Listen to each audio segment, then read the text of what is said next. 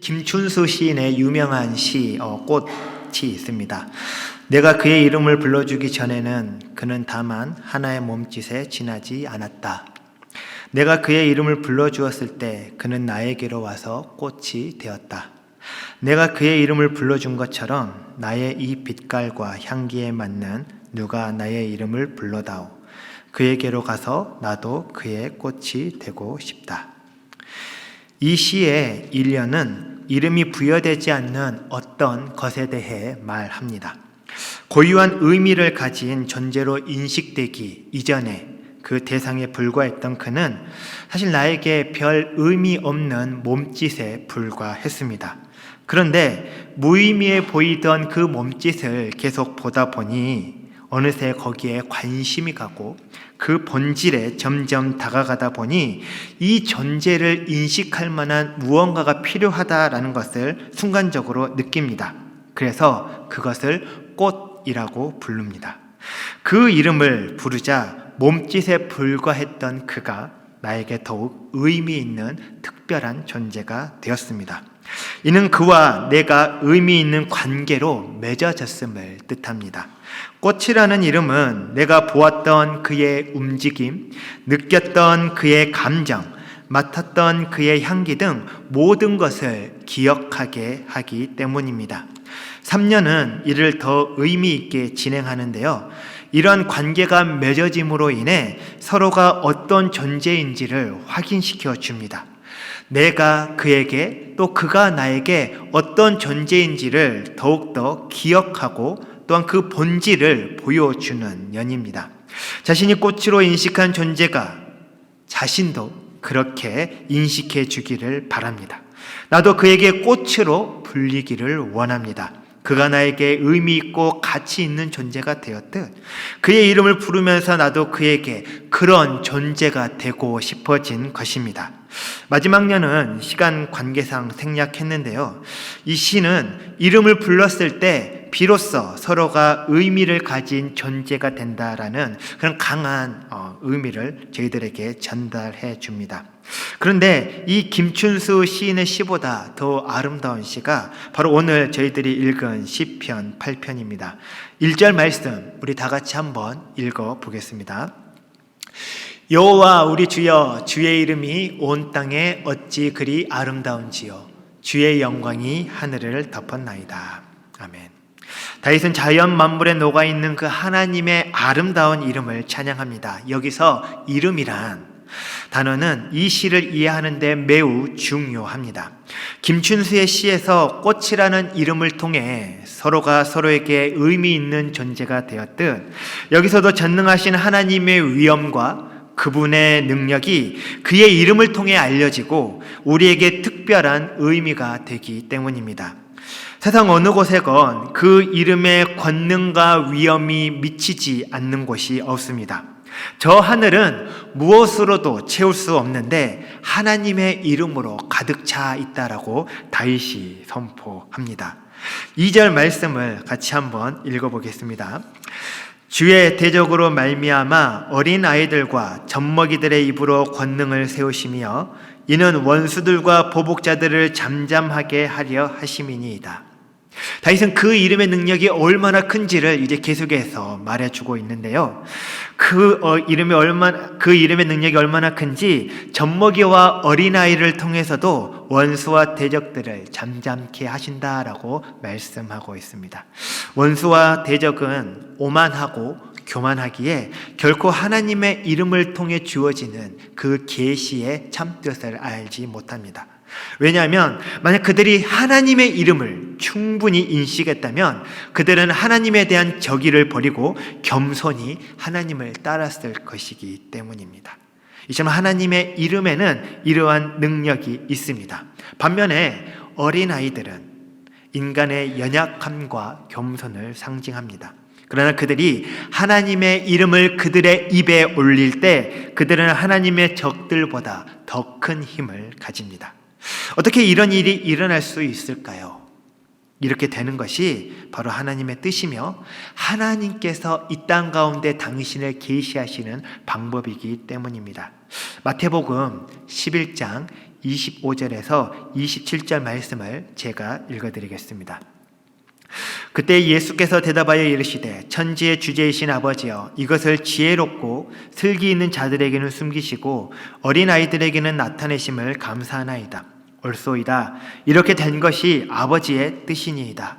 내 아버지께서 모든 것을 내게 주셨으니 아버지 외에는 아들을 아는 자가 없고 아들과 또 아들의 소원대로 계시를 받는 자 외에는 아버지를 아는 자가 없느니라. 대부분의 사람들에게 가장 강력한 이름은 아마 엄마일 것입니다. 하지만 그리스도인에게 가장 강력한 이름은 무엇입니까? 예수입니다. 십자가의 도가 세상에서 미련한 것이지만 구원을 받은 저희에겐 하나님의 능력이라 했습니다. 그 이름을 의지할 때 우리는 약하지만 능히 악한 세력을 이기며 살 수 있습니다. 그런데 이 영적 비밀이 겸손하고 연약한 자들에게 주어집니다. 이것이 하나님의 뜻이며 하나님의 소원입니다. 우리에게 이 영적인 비밀이 있으십니까? 그렇다면 비록 우리가 어린아이와 젖먹이 아이처럼 힘이 없고 연약할지라도 기뻐하십시오. 하나님은 그분의 이름을 부르는 자들의 능력이 되시기 때문입니다. 이처럼 내 능력보다 하나님의 능력을 묵상할 때 어떤 마음이 드십니까? 이 묵상은 우리의 마음을 겸손하게 해주는 한편 또한 넓혀줍니다. 하나님에 대해 자주 묵상한 사람은 좁은 지상의 일만을 가지고 씨름하는 사람보다 더 넓은 마음을 가지게 됩니다. 한번 우리 3절에서 5절 말씀을 같이 읽어보겠습니다. 주의 손가락으로 만드신 주의 하늘과 주께서 베풀어 두신 달과 별들을 내가 보니 사람이 무엇이기에 주께서 그를 생각하시며 인자가 무엇이기에 주께서 그를 돌보시나이까.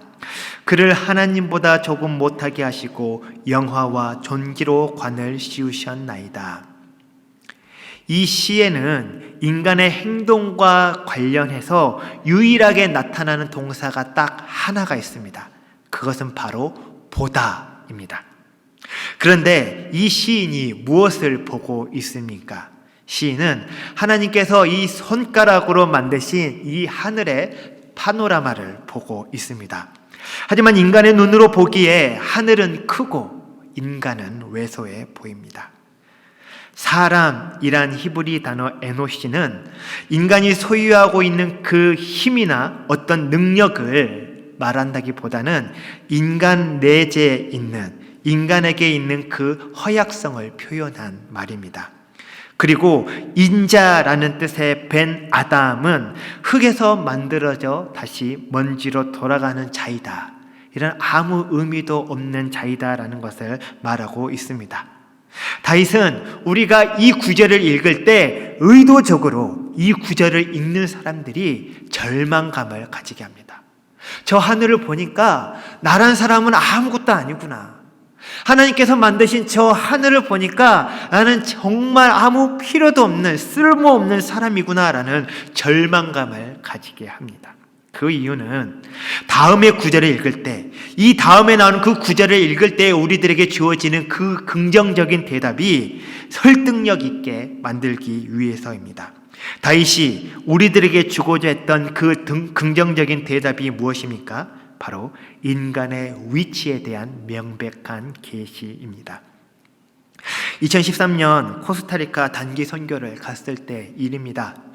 의료 선교팀과 한 팀이 되어서 선교 사역을 하는데 현지 교회 집사님이 저와 함께 환자가 오면은 접수를 하고 그 사람을 위해 함께 기도해 준 다음에 한방 사역이 필요하면 이쪽으로 보내고 그 다음에 양방 사역이 필요하면 이쪽으로 보내는 일을 같이 했습니다. 다른 분들은 영어로 BBS도 하고 의료 활동도 하는데 당시 영어도 서툴고 지금도 서툽니다. 영어도 서툴고 스페니쉬도 몰랐던 저는 선교 마지막 날까지 이렇게 접수만 받고 그리고 기도만 해드렸습니다. 마지막 날 마지막 환자를 위해 기도가 마치자 함께 기도해 주셨던 그 현지 집사님께서 본인 댁에도 가서 기도를 좀 해주실 수 없겠냐라고 물어보셨습니다. 그때 선교 담당하신 목사님과 선교사님의 허락을 받고 선교팀원 두 분과 함께 집사님 댁을 방문했습니다. 거기에는 중증 자폐를 앓고 있는 막내 아들이 있었습니다. 모르는 사람들이 갑자기 집으로 들어오자 겁이 났던지 그 아이는 자신의 주먹으로 머리와 가슴을 세게 때리며 소리를 지르기 시작했습니다. 입에서는 계속해서 많은 양의 침이 나오며 무언가 소리를 지르는 그 아이를 보자 순간 겁이 났습니다. 그렇게 심한 자폐 환자는 처음 보았기 때문입니다. 이제 그 아이의 손을 잡고 이제 기도를 해줘야 했습니다. 기도를 할 때마다 그 아이는 심하게 자신을 때리고 입에서 흐르는 그 침이 계속해서 제 옷과 손에 떨어지는 것을 느꼈습니다. 그 아이의 손을 잡고 기도를 마친 후에 울면서 옆에 기도를 하고 계시는 그 집사님께 어떤 말씀을 드려야 할까 마음속으로 기도를 하던 중 그 작년 코스타 때 이동훈 목사님께서 말씀하셨던 그 지구촌 교회 영커플의 이야기가 생각이 났습니다. 이동훈 목사님께서는 그 말씀 중에 자신이 참 아끼고 사랑하는 한 영커플에 대한 이야기를 해주셨습니다. 그 두 청년이 결혼을 했는데 한동안 아기가 없었습니다. 목사님도 부부의 부모님들도 그리고 온 교회 성도들이 사랑하는 마음으로 그 가정을 위해 기도를 했는데 몇 해가 지나고 그 여자 집사님께서 임신을 하셨다라는 기쁜 소식을 들었습니다. 그런데 임신의 기쁨도 잠시 4달 정도 지나 기형아 검사를 하는데 그 아이에게 장애가 있다라는 진단을 받았습니다. 그 가족이 눈물바다가 됐습니다. 왜 하나님께서 자신들에게 이런 시련을 주셨는지 도무지 이해할 수 없다며 한동안 교회를 못 나오셨습니다. 그렇게 그 가정을 위해 계속 기도하시던 중 신방을 가시던 목사님께서 길에서 남자 집사님을 만나셨습니다. 답답하고 안타까운 마음으로 그 집사님의 근황을 물었더니 남자 집사님께서 밝게 인사를 하시며 지금까지 그 가정에 있었던 이야기를 해주더랍니다. 기형아 검사 후 한동안 여자 집사님은 밥도 먹지 않고 울기만 하며 하나님을 원망했습니다. 그래서 참 내가 어떻게 해야 될까 늘 걱정하며 그 아내가 괜찮기를 바라고 또 바랬는데 괜찮아지지 않았습니다. 어느 날도 그런 걱정된 마음으로 회사를 퇴근해 집을 갔더니 여자 집사님이 환하게 웃으며 자신을 반기더라는 겁니다. 대체 무슨 일이 있었냐고 물었더니 기도하다 잠깐 잠이 들었는데 꿈속에서 하나님이 여자 집사님께 하나님 당신이 너무 사랑하고 소중히 여기는 아이가 있는데 이 아이를 누구에게 줘야 되나 고민하고 사람을 찾다가 당신께서 사랑하는 그 아이를 이 가정에게 선물로 주셨다라는 것입니다. 이 가정에 이 아이를 줄 때 참 이 부부가 가장 이 아이를 하나님께서 아끼신 그 마음으로 이 아이를 키울 수 있겠다라는 마음이 드셔서 이 가정에게 선물로 주셨다는 그 하나님의 말씀을 듣고 그 아이를 하나님이 주신 어떤 짐 또는 재앙으로 여긴 것이 아니라 하나님이 나의 가정, 나를 생각하셔서 주신 최고의 선물이라는 마음을 가지게 되셨다라는 겁니다. 하나님께서 나에게 주신 가장 아름다운 선물, 믿음으로 이렇게 관점이 바뀌고 보니 이 아이를 낳아 키울 수 있는 용기가 드셨다라고 말씀하셨습니다. 저는 이 이야기를 그대로 그 어머니께 해드렸습니다. 눈물을 흘리며 정말 어떻게 그 아이를 키워야 될까 고민하셨던 그 어머니에게 조금은 위로가 되셨다라는 마음의 확신을 가지고 돌아왔습니다. 지금도 가끔 그 아이와 그 여자 집사님이 생각나 기도하고 있습니다. 그럴 때마다 참 하나님께서 사람을 얼마나 아름답고 소중하게 생각하시는지를 늘 마음속으로 기억하게 됩니다. 창세기 21장 1절 말씀을 보면 이런 말씀이 있습니다. 여호와께서 말씀하신 대로 사라를 돌보셨고 여호와께서 말씀하신 대로 사라에게 행하셨으므로. 이삭을 낳을 때 사라의 나이가 90세입니다. 하나님은 당신이 만드신 그 우주의 질서를 위반하시면서까지 사라를 돌보셨고 그녀에게 아들을 주셨습니다. 여자의 나이 90이면 아이를 낳을 수가 없습니다. 이건 하나님께서 만드신 질서이기도 합니다. 그런데 하나님은 사라를 너무나 사랑하시고 그녀를 돌보셨기에 자신이 만드신 그 질서를 위반하시면서까지 사라에게 아들을 주십니다. 이런 관심이 그의 독생자 예수 그리스도를 인간에게 구원자로 보내주셨습니다. 예수 그리스도를 이 땅에 보내신 것은 하나님께서 인간 때문에 저지르신 가장 큰 위법이라고 저는 생각합니다. 하나님의 관심은 오직 사람에게 있습니다. 하나님께서는 우리를 생각하시고 돌보십니다. 세상에서 우리는 남들이 조금이라도 나를 더 오래 기억하게 하려고 애쓰느라 지쳐 있습니다. 세상은 쉽게 실증내고 쉽게 나를 잊어버리지만 창조주 하나님은 절대로 잊지 않고 그분이 가지신 영화와 존귀로 우리를 빛나게 하십니다. 요한복음 10장 14절에서 15절 그리고 27절에서 28절 말씀을 제가 읽어 드리겠습니다. 나는 선한 목자라. 나는 내 양을 알고 양도 나를 아는 것이 아버지께서 나를 아시고 내가 아버지를 아는 것 같으니 나는 양을 위하여 목숨을 버리노라. 내 양은 내 음성을 들으며 나는 그들을 알며 그들은 나를 따르느니라. 내가 그들에게 영생을 주노니 영원히 멸망하지 아니할 것이요 또 그들을 내 손에서 빼앗을 자가 없느니라. 아멘. 이처럼 하나님께서는 늘 사람 때문에 바쁘십니다. 다윗의 관심은 인간의 존엄성으로 넘어가서 하나님께서 인간을 얼마나 존엄하게 만드셨는지를 6절에서 8절 말씀에 말씀하고 있습니다. 하나님께서는 천지 만물을 만드시고 보시기에 좋았다라고 말씀하십니다. 그리고 보시기에 좋으셨던 천지 만물을 사람에게 맡기십니다. 보시기에 좋았다는 말은 피조물을 향한 하나님의 사랑 고백입니다.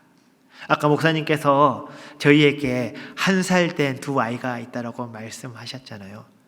참 그 아이들을 보면은 너무나 좋습니다. 그 아이가 심지어 저에게 오줌을 싸도 얼마나 좋은지 모릅니다. 똥을 많이 싸면 너무나 행복합니다. 잘 먹어서 이렇게 많이 싸는구나. 제가 저희 와이프하고 그런 이야기를 종종 했습니다. 내가 과연 아이가 태어나면 아이의 그 똥 기저귀를 치울 수 있을까? 그 아이의 코가 막히면 빨대로 그 아이의 코를 빼줄 수 있을까? 사실 제가 좀 그런 지저분한 것이 저에게 묻는 걸 좀 싫어하거든요. 근데 그 아이의 그 똥 기저귀를 치우고 빨대로 코를 빼다가 코딱지가 나한테 들어가면 어떠지? 이제 그런 생각을 하면서 사실 제가 아이가 태어나면 어떻게 해야 될까를 고민을 많이 했는데 너무 좋으니까 그냥 하게 됩니다. 아니 그건 다들 키워보셔서 아시겠지만 그냥 생각하고 하게 되는 것이 아니라 그냥 하게 됩니다. 그래서 하나님께서 우리를 보시고 좋으셨다라고 하시는 표현은 그냥 하시는 표현이 아니라 정말 우리를 향한, 나를 향한 가장 완벽한 사랑 고백입니다. 그래서 하나님께서는 좋으셨다라고 연발하시면서 그 좋으셨다라고 표현하신 그 천지 만물을 가장 좋아하셨던 사람에게 맡기신 것입니다. 이것은 또한 하나님께서 우리를 향한 그 보존의 의지를 나타냅니다.